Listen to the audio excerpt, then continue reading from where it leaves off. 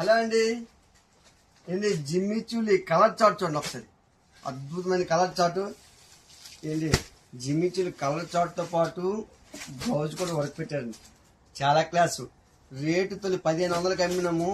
ఇప్పుడు కేవలము ఇదే ఐటము మన షాపులోనే 750 రూపాయలు మాత్రమే.